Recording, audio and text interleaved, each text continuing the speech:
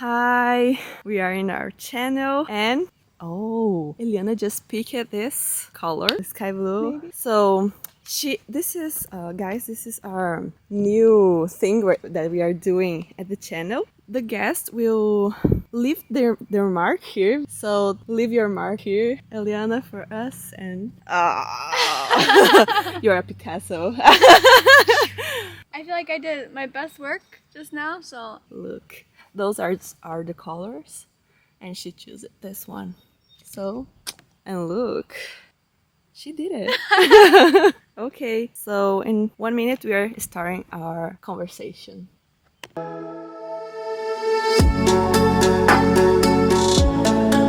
E aí, Ferasticos, tudo bem? Vocês estão no canal Naked Mind e aqui a gente vai desnudar a mente da nossa convidada. Well, today we are with our guest, Elianna. Hello. So you can introduce yourself and say your name, if you are married, dating, or single. Okay, well, my name is Elianna, and I am dating Captain America. In my dream. Okay. So you like Captain America. Now I know your type. And quick question. Do you prefer dogs or babies? Dogs or babies? Yeah. Baby dogs. Baby dogs. Oh. Puppies. Great answer, yours. You're smart. I'm tricky. Well, but now you can introduce yourself. You can say where are you from, what are you doing. Okay. All the stuff. So I'm from Chicago. I grew up there, and then 4 years ago we moved here to Michigan, Fort Andrews University, to study here. And I've been studying speech pathology and audiology and Spanish. And I graduated a year ago. And the last year I took a year off to do some mission work in Honduras at a Hogar de Niños, a children's home. So I'm just coming back from that a couple months ago now. Now it's a break. Yes, I'm enjoying my summer vacation. Yeah. And I always question the guests. I am always question them if they have a quote or one phrase that they like. Okay. The most in their lives. All right. So, what is your quote? Sure, I have two I'm going to share that come to mind now. Well, first is from C.S. Lewis. He says, "Love is the only resource that its value cannot be judged based off its return rate." Okay. So, well, meaning? What does it mean? So, like, when you invest in people, or when you invest in something, right? Usually you get a monetary benefit from it, and then you can judge your success off that based off how much money you gain, how much you profit, right? But when you invest in a person, in an animal even, your baby puppy, your baby dog, your puppy, you cannot judge how much they love you back or how they treat you in the end because of how you have shown them love. Because love is not something that's a transaction. And you can measure. Okay. Right. And the other one? It's kind of fancy English. It's, if the whistle blow, let it blow until its voice is hoarse from its pains. I never understand. It's so hard. The whistle blows, the blows and the whistle and... Well, if the whistle blows, it let it continue to blow until its throat cannot blow anymore. Okay, so the meaning is that you need to do your purpose till the end, like to the max. with your maximum. Yes. Oh, okay. So put forth your best. Your best, okay. Always. Yes. In everything. Oh. Well, everything you're called to do. Okay. Like that you feel the purpose. Yes. Okay. So. Can you describe a day or a time that you really could use that phrase that saved you in a moment? Well, yeah, I could think the first quote I received as in form of a text from my friend when I was in Honduras. And that day, when you're working with children, you have to, behavioral manage, and that means you have to, tell them good job when they're behaving well, and then you also have to be the villain, and tell them, like, you can't do that, and because you did that, there's a consequence, right? And, before I went to Honduras, I still felt like I needed a mom and needed someone to tell me what to do, what was right and wrong. And then when I was there, I had to be that for the kids, and then be disliked for that. And that was very hard for me. So I came back to my room, and one of the girls that she made a very big mistake, and she deserved a consequence for it. A punishment. A punishment. She is my roommate. And she was avoiding me that whole night. Like, she was literally hiding behind the curtains. And all I did was, I don't even remember what, I told her that she had to leave this area because she was being a big nuisance, being a big bother. Okay? I can't imagine you have, being mad. I don't know. How was that? Oh, it was so taxing. Like, I put on my mean mask, and then I go, no. What's wrong with me? Because it doesn't feel natural. Mm-hmm. I mean, at the end, like, sometimes I'd get so upset because I'm with these kids all the time. I would lose my control, and I'd be angry. Yeah, and that unfortunately happened a couple of times too. But I came back to my room, and my friend sent me this text, and she sends me lots of encouraging things all the time. And sometimes I just, okay, skim. And then this one came, and it was in English. So I was like, okay. Oh, the other one is not English. This is why. It was over that reason. So, friend, more phrases in English for Elianna. Now I need it in Spanish. I'm so calm. Well, anyway. Spanish, man, nah. Oh, English. I will read that one. Yeah, so she finally touched my heart in the right way. Okay. And it's had that quote from C.S. Lewis. And, it was very encouraging because, we can think of, like, when Jesus healed the 10 lepers, only one came back to him to say thank you. But was it a failure that he healed the 10 lepers? Because 9 of them didn't even tell him thank you? No. No, because his purpose was to glorify God, right? And so, like, I just needed to remember that, when I show love, I'm showing Jesus' character, and I'm doing mission work, right? And it doesn't matter if they love me for what I'm doing or they understand the sacrifice I'm making to be there. What matters is that I'm doing what God wants, and I'm doing it in the best of my ability, and letting His Spirit help me through it as well. So that phrase was very helpful and very motivational for you. Very motivational. Yeah. And being there, taking care of kids. Yes. How was that? Do you see or do you imagine yourself with kids in the future? Because I don't know if you got traumatized there. A lot of children. Fortunately, I did not have to change diapers. Oh. So I was lucky. I was very lucky.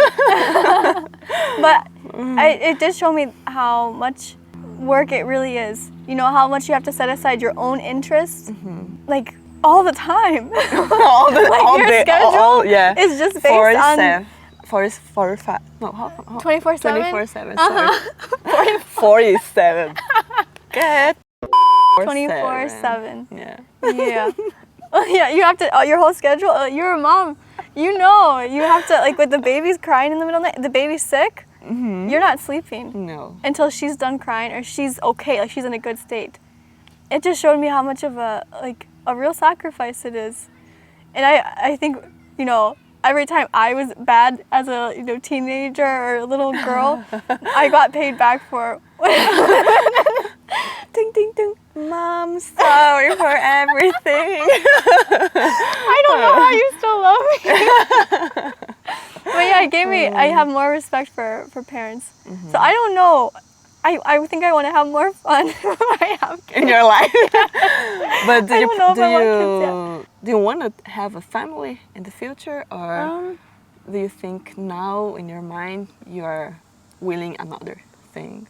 Well, I think it's one of the most meaningful things you can do to have a family because of the sacrifice it requires, and then also the reward you get. Like when a child does what's right, or when when you see that kid is a good example where they are, or just, I don't know, reflecting something proud, positive. yeah. It's such a good feeling. Or like when they love you, like just give you a hug or something. Like that's such a rewarding thing. So I think eventually, maybe. I don't know. More to know, or yeah? Okay, I'm 55, yes.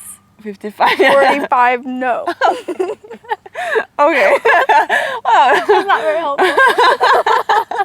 Oh no.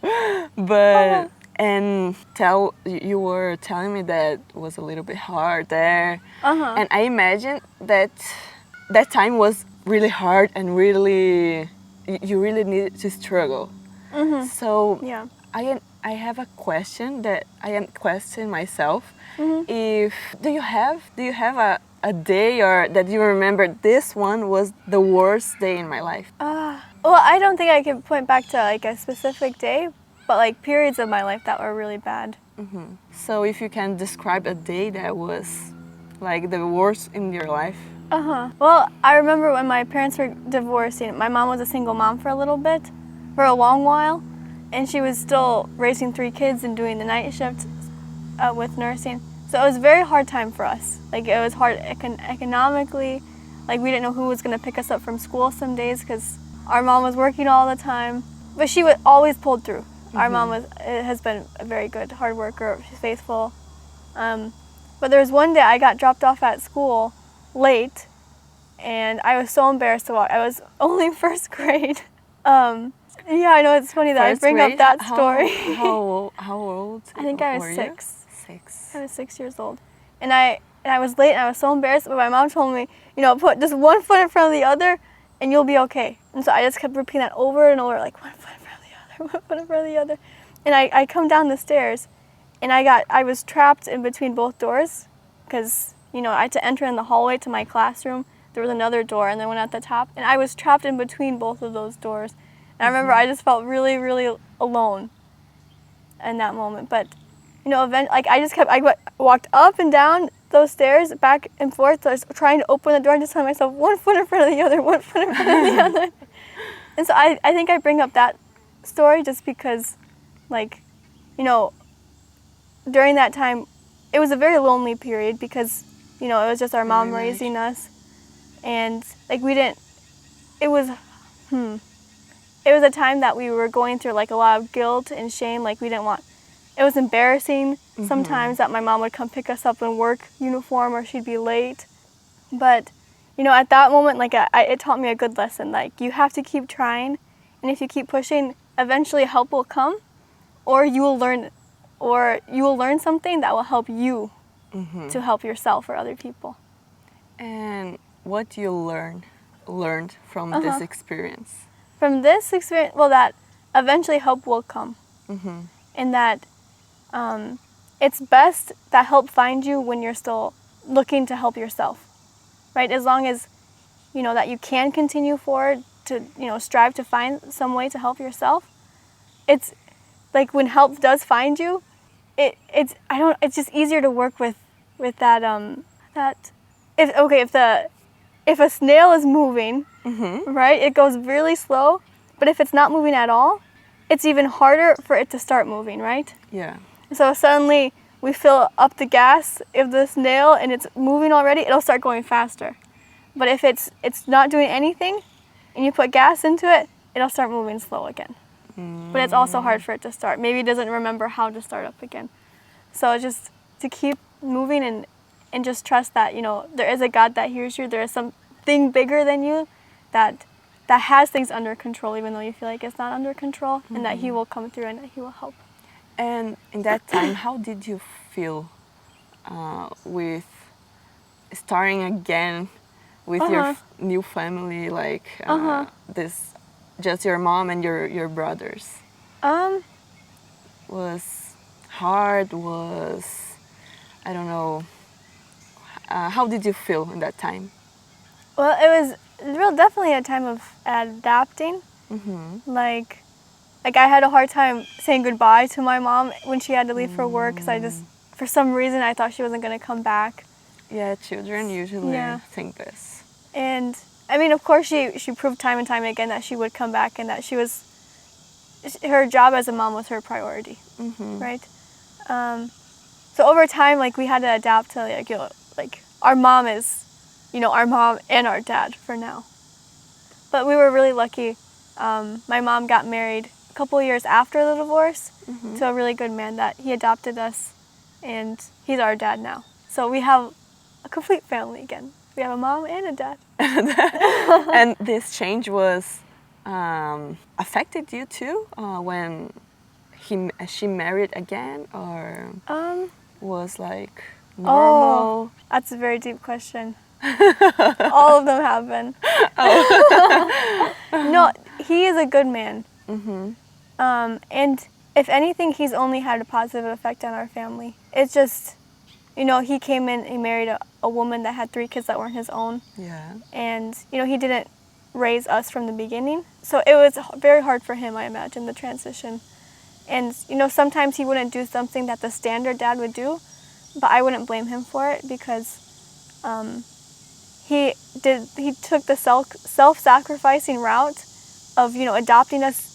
He took, like, what I did in Honduras for a year, he's doing for the rest of his life now, for 3 kids that aren't his own, but he has chosen to love them. So, of course, at first, like, he was just someone to hang out with, like a friend of our mom's, and then like we didn't.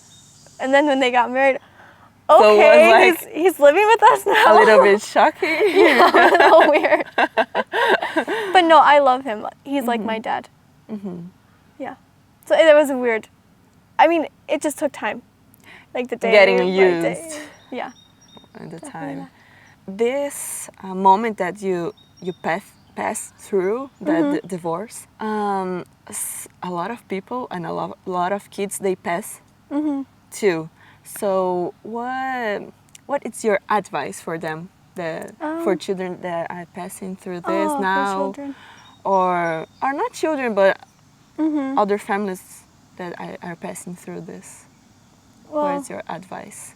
Well, for the children, it's not your fault, because I know that's a very common reaction, unfortunately. Did you feel like this, guilt? Yeah, I did. And, like, I kept thinking, like, what if, like, I would have done this? Like, what if I didn't need help with reading so much from my dad? Like, just random things. But, and no one told me that I didn't have to feel that way either. But you don't have to. And then just for the family that's going through the huge transition, is just, I'll be thankful that the future only comes one day at a time. Because, like, you can fear so much. Like, how am I going to pay for this next bill for my family? Like, how am I going to put food on the table? But yet, my mom was still able to do everything, that, like, she was able to provide for our necessities even during such a time, like, of, like, okay, one day at a time. Like, I don't know how we're going to have dinner tomorrow, but somehow we are. And there are so many stories of this, like, where God, like, pulls through at the end. Like, there's a man named George Mueller. Have you heard of him? Yeah. He had an orphanage where? Oh. Where was this? I don't remember where. Okay, but there are so many stories where, like the kids are sitting at the table, and he's like, there's no food, so we're going to pray about it. And then the milkman shows up, and then another person shows up, and suddenly they all have food, right? Like, the God of heaven bring down manna and quail for the Israelites, right? And he did that every single day. He doesn't want anyone to go hungry, right? So even the most basic necessities he can provide for. So take one day at a time and just trust. Trust in higher power. Yes. Yeah, it's a good one. Oh, I was thinking about that your mom needed to work a lot.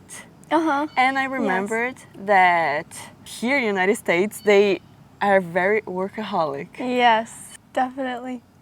Definitely. Well, it comes from, like, my mom took on so many jobs so she could pay for her family, right? And she came to Andrews to work at Andrews so she could support us to study at Andrews. And so, like, in your path, I feel like it has to be in every part of the world, though. but it could be my close perspective. Like, you follow work, right? You don't follow family. Yeah. Mm-hmm. Your family will follow you Yeah, to this is wherever you true. work, right?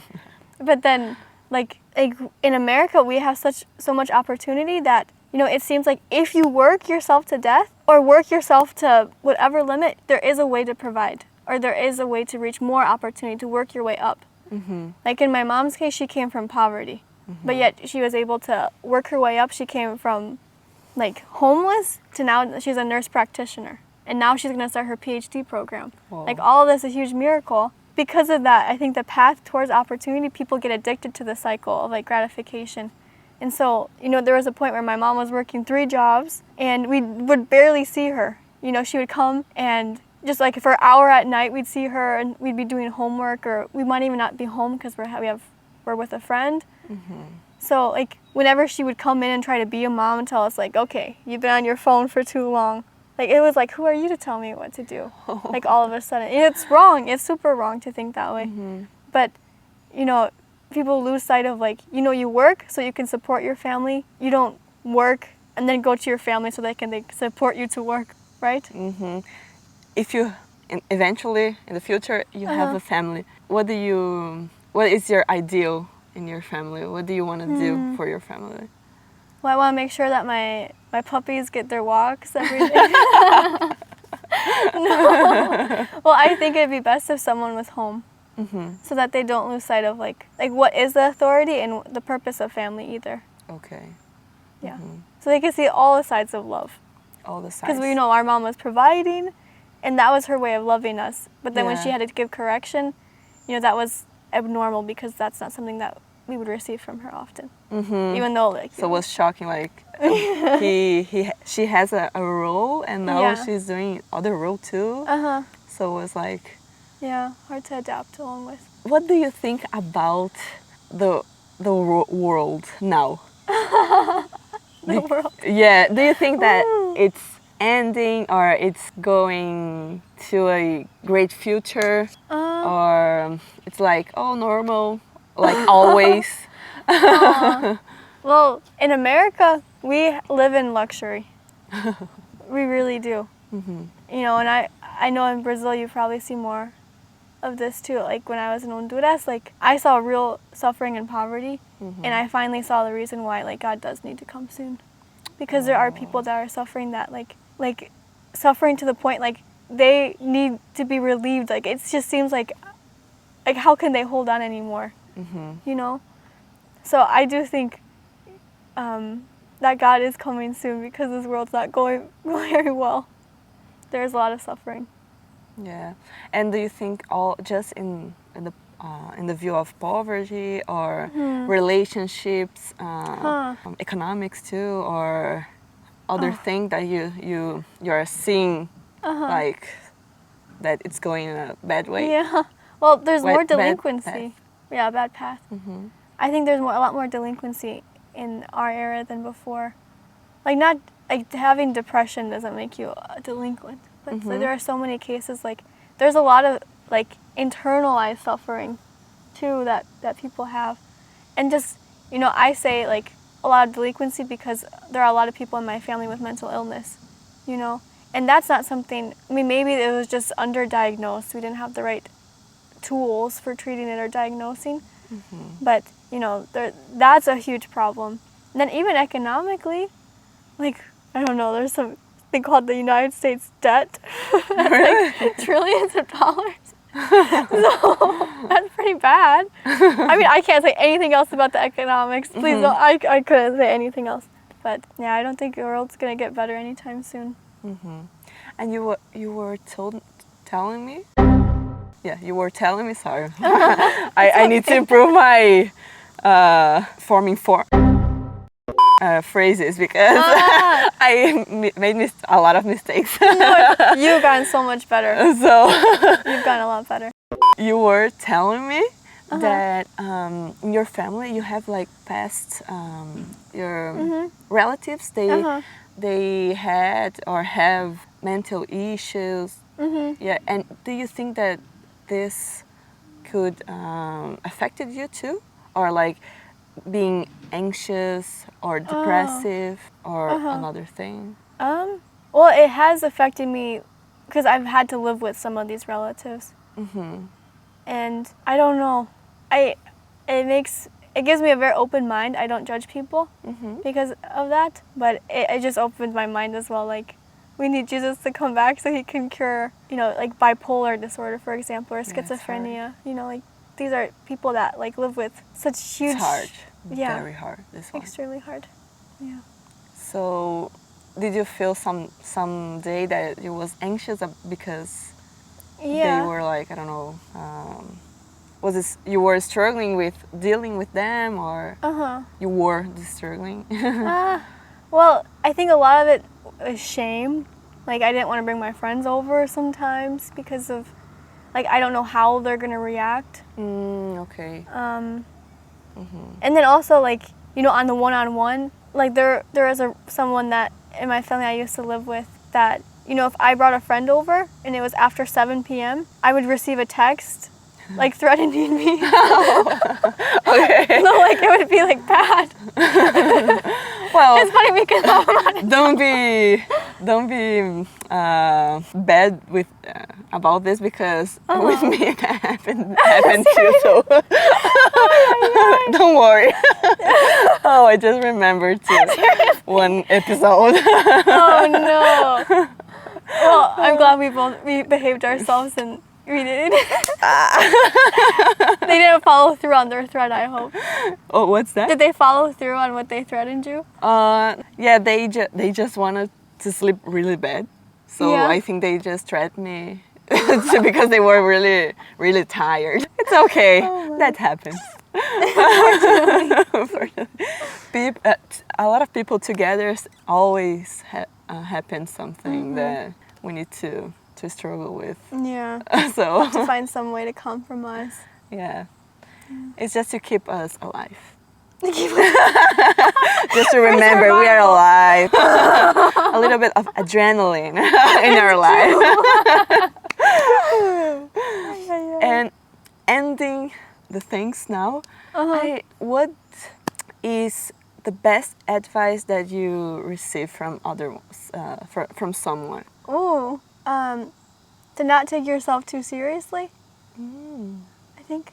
Not take yourself too seriously. Or I don't have a response prepared. Or the only person you should compare yourself to is to Jesus. That's another good one. Good piece of advice. And are you trying to follow? To follow? Yes. I mean, it's kind of like for both of them, it's kind of like thought. You have to change the way you think a little bit. Yeah. And we were talking about the end of the world. If the world is ending tomorrow, what do you want for sure to do tomorrow? I want to call all the people that have done meaningful things in my life, or write them letters. Just let them know I'm grateful for them. Love you, Maxie. Thank you. I love you too. But I don't know if she loves me because it was so hard. This one. I don't know, my soul just almost went out. And the last one is, what do you want to be remembered for your family? In my family? Yeah, if you are going to die tomorrow, what do you want to be remembered for? That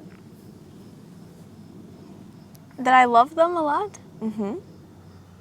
I don't know if there's any specific thing that I would want to be remembered for, but just that I made them feel loved. And for your friends? That I made them feel loved. Or that I was a faithful friend. Faithful friend.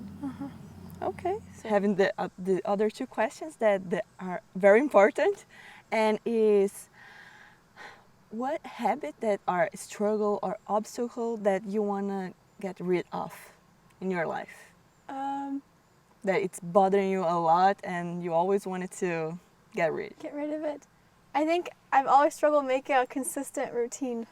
Consistent routine, okay. So no more inconsistency. Yes. Okay. Hopefully. And what is the other thing that you want to introduce in your life?